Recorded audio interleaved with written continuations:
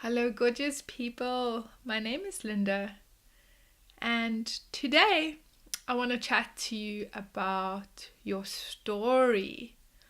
I love people's stories. I love listening to people's stories and seeing how the events in their lives, the people they've connected with, the places that they've lived, the things that they've done, the knowledge that they've obtained along the journey, how that has created their story in a way. It's kind of formed who they are as a human being. And I find human beings and their story absolutely fascinating.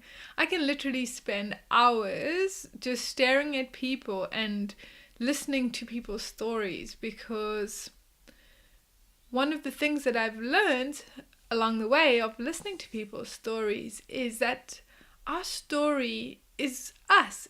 It's who we are. And that can be a really wonderful thing, and it can be a really terrible thing as well. You see, because in all these interactions that we have along the way, it's how we react and how we respond to our environment, to our world, to the people around us, to the events, that actually creates the story that we play in our minds.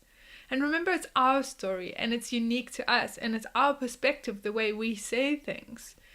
It's not, you could actually have two people that have exactly the same experience. Maybe they are on a street corner and something happens in front of them. But if you go and speak to those two people and you get them to retell that event from their perspective, you will almost have two completely different stories. And why is that? It's because we have a lens, a filter, a way that we color, a colored lens that we look at the world through. And that lens is based on everything that's come before.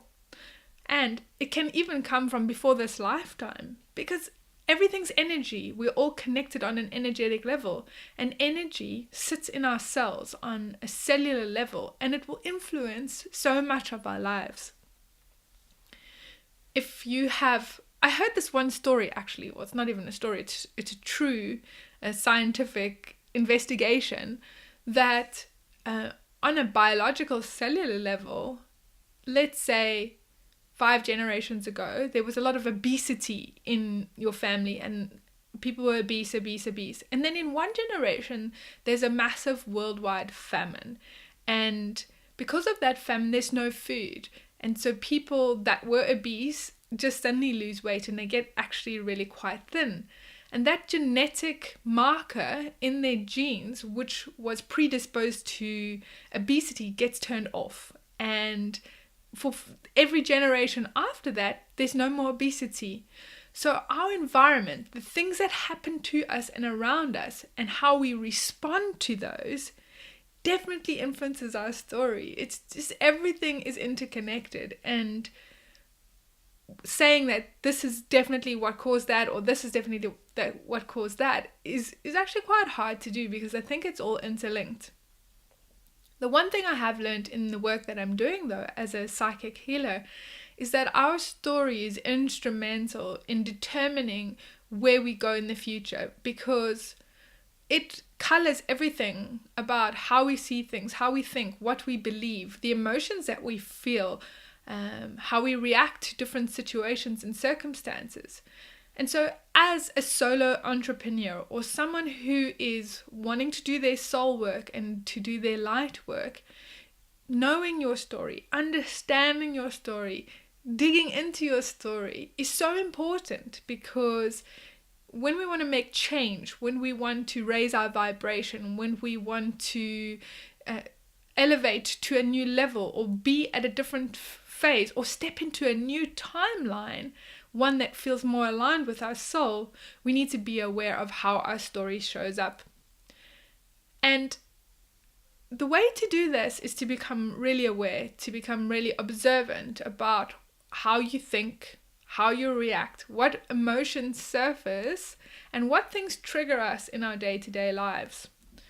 I know personally for myself, many years back, I recognized that I was in many situations, blinded to my own story. I wasn't even aware of how my story was influencing my life and how my story was almost in a way controlling how I did things. And this is back maybe 12 or 15 years ago. I learned that I cannot see everything on my own. In fact, in many situations, I'm completely blinded to what is going on for me. And having loving, caring, supportive, nurturing people around you who can say to you, hey, look at this. This is actually what you're doing. You need to face this. This is something that's showing up in your life and it's ruining your life or ruling your life. Now, when this first started happening and people started being this mirror for me and showing up, I didn't really like it actually, because it hurts, because you realize that you've got something going on inside of you that's creating something. Because when we aren't aware of it, it's so easy for us to point the finger on the outside and go, well, yeah, that came from there, or when that changes, or when that person does something different, my life will be better, or I'll be better, or I'll be different. But that's not the case. The true work begins within you, and the more aware you can become of your story and how you're reacting based on your story is when you can really start to make the real change, when you can really start to transform and to get more in alignment with your soul.